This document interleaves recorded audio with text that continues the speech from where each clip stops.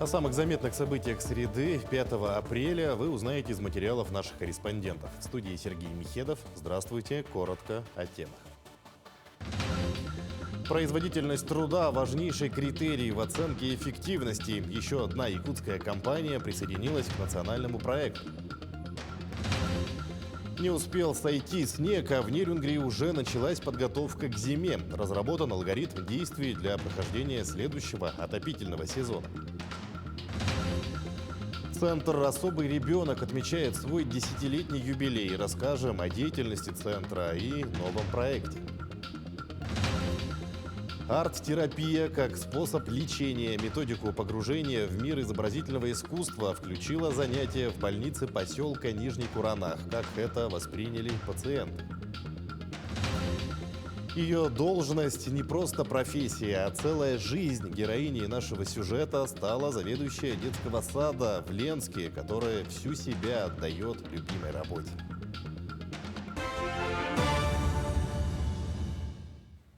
Госдума приняла закон об ипотечных каникулах для пострадавших от чрезвычайных ситуаций. Закон разработан для обеспечения пострадавших правом на получение ипотечных каникул по договорам потребительского кредита для восстановления их платежеспособности. Ипотечные каникулы могут быть предоставлены заемщику в случае его проживания в жилом помещении, находящемся в зоне чрезвычайной ситуации. Согласно закону, обращение к кредитору с требованием о льготном периоде кредитования заемщик может направить в течение полугода с момента признания его пострадавшим от стихийного бедствия. Вместе с весенней призывной кампанией идет набор на срочную службу по контракту в вооруженных силах. Требования гражданам: возраст от 18 до 59 лет. Категория годности к военной службе должна быть А или Б. После заключения контракта от 1 года военнослужащим полагается денежная выплата. Об этом сообщил старший инструктор пункта отбора, старший прапорщик Алексей Колесов на брифинге. Пункт отбора на военную службу по контракту ведет набор граждан для поступления на военную службу по контракту в вооруженные силы Российской Федерации. Требования гражданам возрастные от 18 лет до 59 лет. В отдельных случаях могут рассмотреться граждане до 65 лет. Образование не ниже 9 классов. Категория годности к военной службе должна быть А или Б. Работники Дома дружбы народов имени Кулаковского оказывают всестороннюю поддержку участникам специальной военной операции и членам их семей. В культурном центре проводят патриотические акции с участием работников штаба по поддержке военнослужащих. Была проведена выставка с размещением информации, как и какую помощь можно оказать. Дом дружбы народов в единстве работает с общественными организациями, национально-культурными объединениями, то есть консолидирует внутри себя и организует работу, и помогает в работе национально-культурным объединениям, то есть тем, которые представляют разные народы Якутии: татарские общины, тувинские общины, киргизские, казахские, узбекские, то есть многонациональный народ нашей республики, да, представленный в лице руководителей этих организаций или же актива. И обязательно хочу сказать о том, что и молодежные объединения, и объединения, которые уже давно существуют, оказывают поддержку и Народному фронту, и тем штабам, которые работают. Идем далее. Глава Якутии поручил окружной администрации предоставить сироте квартиру в Якутске. Айсен Николаев провел личный прием граждан в общественной приемной партии «Единая Россия». К руководителю региона обратилась студентка 2-го курса Чурапчинского института физкультуры и спорта Саргалана Аргунова. Девушка является сиротой, в данное время проживает в общежитии института, но планирует жить в Якутске. Айсен Николаев поручил предоставить девушке квартиру в текущем году. Также с коллективным обращением пришла жительница микрорайона ГРЭС с просьбой внести изменения в генеральный план Якутска, а точнее перевести изначально нежилые земли в зону жилищного строительства. Я обращаюсь от имени собственников улицы 2-я база, как представитель. Земельный вопрос о внесении изменений в генеральный план города Якутска. Хотелось бы поблагодарить Айсена Сергеевича, Евгения Николаевича, Сардану Михайловну в содействии решения нашего вопроса, который, очень надеюсь, решится июнь-июль. Первый семинар на Дальнем Востоке, посвященный внедрению регионального социального стандарта и повышению качества жизни дальневосточников, проводят в Хабаровске. Основная цель – обмен новыми практиками и решениями между представителями региональных органов власти. Вместе участники семинара будут искать пути для того, чтобы максимально упростить получение соцуслуг, таких как медпомощь по конкретному заболеванию, оформление пособий, помощь в организации ухода за инвалидом, консультации по планированию ребенка, сопровождение ребенка в первые годы жизни и другие услуги. В течение 2 дней пройдут круглые столы, разбор кейсов при участии федеральных экспертов, а регионы поделятся своим опытом. Главное понять, значит, непосредственно, где орган государственной власти, или какие настройки, или какие, значит, непосредственно условия необходимы для того, чтобы гражданин, которому оказывается государственная и муниципальная услуга, был удовлетворен качеством, а соответственно и его жизнь от этого будет, безусловно, лучше. Временные ограничения введут с 15 мая для большегрузов на дорогах Якутии. Первый замглавы Минтранса республики Анатолий Потапов сообщил, что временно ограничит движение грузового автотранспорта по региональным и межмуниципальным дорогам с 15 мая по 15 июня. Эта мера направлена на обеспечение сохранности дорог в период весенней распутицы в связи с интенсивной оттайкой земляного полотна. Временное ограничение движения в весенний период не запрещает езду по автодорогам, а лишь ограничивает предельно допустимые нагрузки на оси транспортных средств, перевозящих грузы, приводятся его слова. Якутия с 2020 года участвует в нацпроекте «Производительность труда». Это помогает предприятиям повысить эффективность производства, оптимизировать логистику и хранение, а также сбыт продукции. Как идет работа в рамках партнерства и соглашений в республике, расскажет Надежда Саханская. Производительность труда – важный критерий в оценке эффективности труда. Чем она выше, тем меньше идет затрат на производство продукции. Соответственно, рассчитав ее показатель, можно выяснить, насколько плодотворен труд рабочего за отдельно взятую единицу времени. Президент России Владимир Путин заявил о необходимости расширения национального проекта и поручил обеспечить широкое внедрение принципов бережливого производства в отраслях экономики и социальной сферы. В рамках этого нацпроекта присоединилось еще одно предприятие – Саха Энергоэффект. В феврале этого года мы подали заявку в региональный центр компетенций для вступления в нацпроект «Производительность труда» для проведения совместной работы по повышению эффективности труда в процессе производства.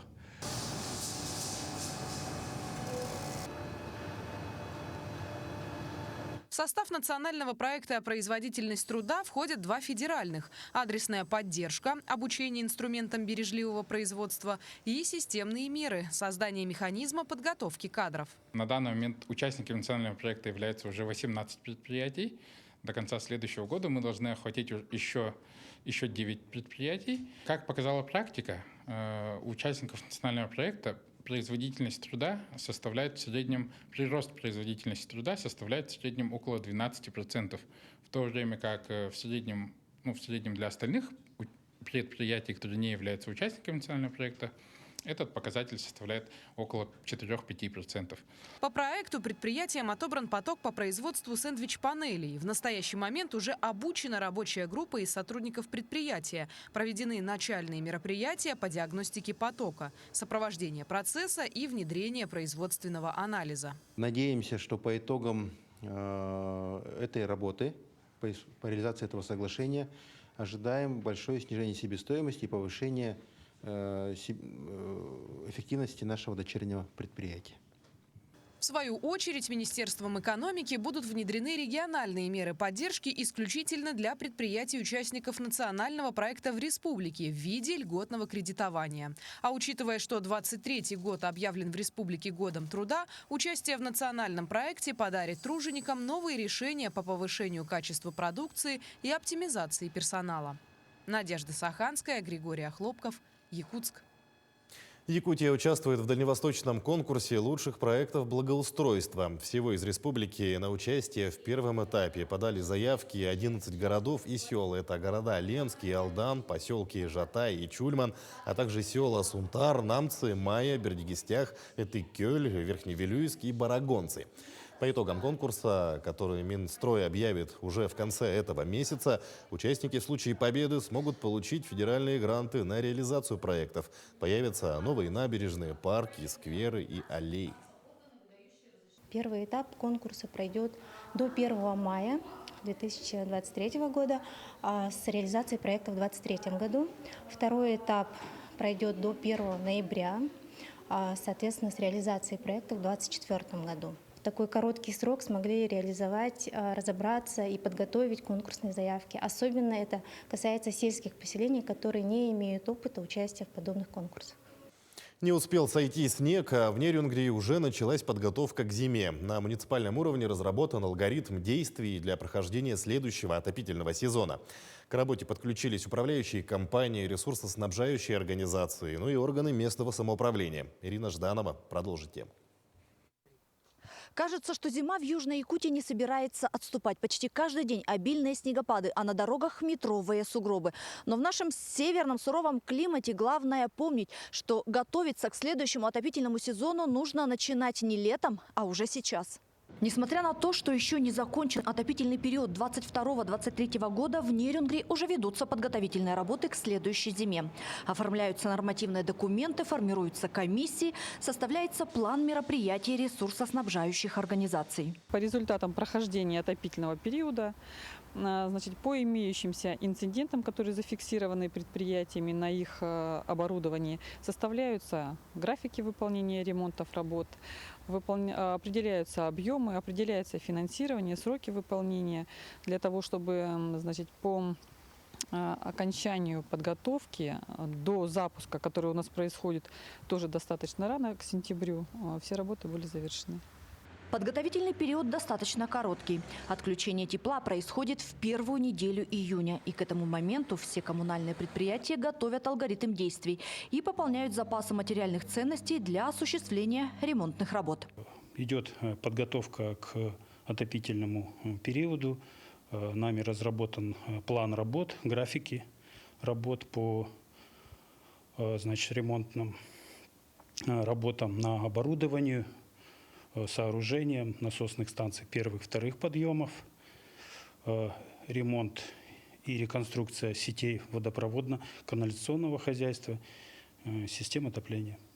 Управляющие компании в феврале уже сдали отчетные документы, где указаны те виды работ, которые запланированы в рамках подготовки к отопительному периоду. Вообще подготовка к зиме, она ведется в принципе круглогодично, и потому что планы составляются не только из весенних и осенних осмотров домов, но они еще складываются из тех заявок и из тех проблем, которые вскрываются при текущем зимнем периоде. В этом году установлены новые требования к теплоснабжающим организациям. В срок до 1 сентября котельные в населенных пунктах должны обеспечить пробные запуски. Также к этому времени должны быть готовы паспорта готовности на жилой фонд. А к октябрю – документация на коммунальные объекты. Ирина Жданова, Вадим Барашков, Нерюнгри. Пакетированную уху начали выпускать учащиеся Хатасской школы. Для изготовления приобрели специальное оборудование на сумму 900 тысяч рублей. В этом году школьники планируют выпустить более 7 тысяч пакетов с сухой смесью из карася. Сам процесс приготовления продукции включает несколько этапов. Сначала чистят чешую с карася, затем варят, сушат и измельчают в порошок. Добавляют сухие сливки, приправу, соль. Все это засыпают в емкость и настраивают программу. Таким образом, за 1 час производят свыше 3500 единиц готовой пакетированной продукции. В будущем ребята планируют производить морс из ягоды и иван-чай, также в нейлоновых пакетах. Работает по принципу, пневматика присутствует. Надо на него докупать компрессор большого типа. Он у нас в отдельной комнате стоит, просто шумный. Вытягивает, зажимает. Это все работает процесс с помощью пневматики, и ультразвук у него присутствует. Ультразвук непосредственно помогает при резке нейлоновых пакетиков. Также это оборудование может формовать как обычные прямые пакетики, так и треугольного типа. Центр «Особый ребенок» отмечает свой 10-летний юбилей. За время работы центр реализовал 25 грантов, обучены специалисты по работе с детьми с аутизмом. На данный момент в заведении занимаются 64 воспитанника, а в скором времени стартует новый проект. Подробнее о работе центра в материале Марферины Алексеевой. 10 лет назад центр был открыт по инициативе родителей детей с аутизмом. Тогда была проделана большая работа. Обучены специалисты, подобраны самые лучшие практики, выиграны различные гранты для оснащения специальным оборудованием. Так, на сегодняшний день в центре ведется непрерывная работа с детьми всех возрастных категорий, начиная от 3 лет. Занятия ведут специалисты-дефектологи, логопеды и медицинский психолог. Особый подход, хороший коллектив. То, что все специалисты есть в одном месте, и что психологи, что логопеды, и все хорошо работают. Были в реабилитации в разных городах, и если сравнивать по уровню обеспечения по материальной базе и по подходу к детям, и по учебной методике, да, то, можно сказать, этот центр не уступает. Абилитационный центр оказывает комплексную помощь. Цель организации – формировать гармоничную личность воспитанников. Для достижения высоких результатов ведется работа с родителями. Педагоги составляют план занятий с ребенком дома. Также они могут получить психологическую и юридическую помощь. В текущем году был запущен новый проект сопровождающего проживания. Уже 17 апреля в центр заселится 6 воспитанников. Молодые люди будут приобретать навыки самостоятельной жизни для социализации в обществе. Зная, что все наши дети растут, мы продвигаем проект сопровождаемого проживания. И с этой целью мы учредили еще второе ОНО, автономную некоммерческую организацию «Снегири», которая будет работать с детьми плюс 18. Для этих целей наши специалисты сейчас проходят обучение и в конце апреля поедут на стажировку в Санкт-Петербург, где они будут получать именно практические занятия, как будут заниматься со взрослыми людьми с ментальными нарушениями. Проект был поддержан Министерством труда и социального развития республики. Сейчас ведется работа для создания дополнительных мест проживания. Марферина Алексеева, Джулустан Накентьев, Якутск. Атлас тибетской медицины «Древние секреты долголетия». В Национальном художественном музее открылась уникальная выставка. Экспонаты доставили из фонда Национального музея Республики Бурятия. Атлас тибетской медицины – это уникальный живописный памятник, представляющий собой свод из картин и иллюстраций к медицинскому трактату XVII века, который содержит несколько тысяч рисунков, раскрывающих содержание тибетской медицины. Теорию, основы клинической медицины, методы лечения, сведения об этике врача, подготовке врачебных кадров. На передвижной выставке экспонированы 40 высокоточных страховых копий листов атласа. Выставка полноценно представляет редчайший памятник искусства, науки и историю изучения практической адаптации тибетской медицины в Бурятии. Это традиция, которая связана прежде всего с буддизмом и связана также с традицией медицинской школы, которая идет истоки и Китае, и в Индии, и в Тибете. То есть вот это вот такая вот учение, которое основано на очень известном памятнике 4 основы Джудши. Вот. И вот по этому Джудши и по комментарию к Джудши созданы вот эти иллюстрации. Методику нейропсихологии и погружения в мир изобразительного искусства включило занятие, прошедшее в больнице поселка Нижний Куранах. Специалисты работали с пациентами, имеющими ограниченные возможности здоровья. Занятия приурочили ко Всемирному дню здоровья, который отмечается 7 апреля. Подробности у Татьяны Вахниной. Разместить стрелки на циферблате для обозначения заданного времени, расположить числа в обратном порядке, запомнить набор слов. Пациентам больницы Нижнего Куранаха вместе с психологом предстояло выполнить задания, отражающие процессы деятельности головного мозга. Эти задания серии нейропсихологии, нейропсихологических методических исследований, направленных на изучение когнитивных особенностей пациента. Экспресс-методика наглядно показывает нарушения, требующие коррекции. Работа по восстановлению пациентов когнитивных функций головного мозга в Алданской ЦРБ ведется на постоянной основе. В основном реабилитация требуется людям, перенесшим инсульт. Подобного рода нарушения имеются в виду и нарушение памяти, нарушение внимания, нарушение восприятия, потери критики, самокритики, что непосредственно влияет на качество жизни каждого пациента. После занятия с психологом слушатели погрузились в изобразительное искусство. Под руководством преподавателя Нижнекуранахской школы искусств пациентам предстояло написать пейзаж, наполнив его глубиной, пространством и воздухом. Здесь прежде всего это мелкая моторика, да. Во-первых, мозг тоже работает, все рецепторы работают. Процесс создания картины пациентов увлек. Правда, в стремлении к реалистичности начинающие художники оказались придирчивы к себе. Ну, вообще-то не сложно, просто это как бы на самом деле хочется, чтобы лучше сделать хорошо, ну, более-менее хотя бы. Арт-терапия составляет одно из современных направлений клинической психотерапии. Основной ее метод заключается в создании вспомогательного пространства, в котором пациент превозмогает стресс и отрицательные эмоции. Совместные проекты по арт-терапии Школа искусств и больница Нижнего Куранаха реализуют более 10 лет. Сама цель арт-терапии, я так думаю, это прежде всего направить человека на развитие своего творческого потенциала, то есть на раскрепощение, на самовыражение. Известно, что художественный мир благотворно влияет на психоэмоциональное состояние. В рамках сотрудничества со Школой искусств на первом этаже больницы работает выставка. В галерее, излучающей положительную энергетику, представлены картины юных художников. Татьяна Вахнина, Сергей Шипачев, Александр Лукин, Алданский район, поселок Нижний Куранах. Тамара Гаврилова работает заведующей детского сада «Белочка» в Ленске. Педагогический стаж женщины 47 лет. Все эти годы Тамара Николаевна дарит свою любовь детям. Несмотря на то, что она руководитель, основное время педагог проводит с детьми, участвует во всех мероприятиях, знает своих воспитанников и родителей поименно, продолжит Светлана Балиева. Трудовая деятельность Тамары Николаевны началась в 1976 году в детском саду «Ромашка» в младшей группе. Но в 1990 году был построен новый детский сад в городе, и часть коллектива решили сменить прежнее место работы. В их числе и была героиня нашего сюжета. С этого момента она приступила к работе в детском саду «Белочка» педагогом по физической культуре, а в 2009 году Тамара Николаевна стала его руководителем. А поначалу было сложно. Я объясню, почему. Все-таки не сразу сотрудники воспринимали меня как директора. Они привыкли, что я же с ними на равных.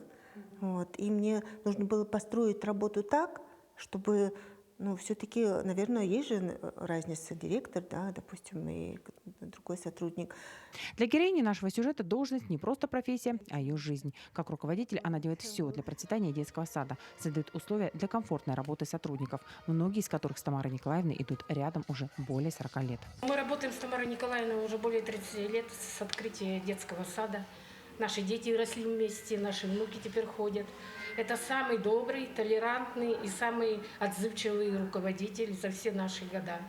Она очень профессионально, любит сотрудников, всегда выслушает, всегда спокойная, выдержанная. Только добрые слова могу о ней сказать. Тамара Николаевна очень скромная, интеллигентная женщина. Она никогда не повышает голос. Рассказывают коллеги, любую ситуацию решает спокойно и сдержанно. Многие педагоги стремятся быть на нее похожими. Тамара Николаевна для меня всегда была примером. Она очень интеллигентный, добрый, отзывчивый человек, к которому можно прийти с любым вопросом, ответит, подскажет, поможет по работе. Благодаря таким педагогам остаются очень теплые воспоминания о детстве, о нашем счастье, о нашем счастливом детстве. Для комфорта и развития детей здесь созданы все условия. Работает бассейн, проводятся интересные спортивные занятия. Дети пьют кислородные коктейли и, конечно, вкусно питаются. Повара, стаж которых уже более 30 лет, балуют ребят различными блюдами. Дети с удовольствием посещают детский сад. Мне нравится лепить, рисовать. Мне нравится, как нас кормят. Я люблю детский сад. Конечно, все, что мы перечислили выше, это заслуга руководителя детского сада. Немаловажную роль играет поддержка дружного коллектива. Сегодня Тамара Николаевна живет своей работой. Она приходит в детский сад рано утром и уходит поздно вечером. И мечтает, чтобы были силы и здоровье работать на благо детей еще долгие годы. Светлана Полева, Александр Ильчук, Ленск. Таким наши корреспонденты увидели уходящий день. Мы следим за развитием событий. Всего доброго и до свидания.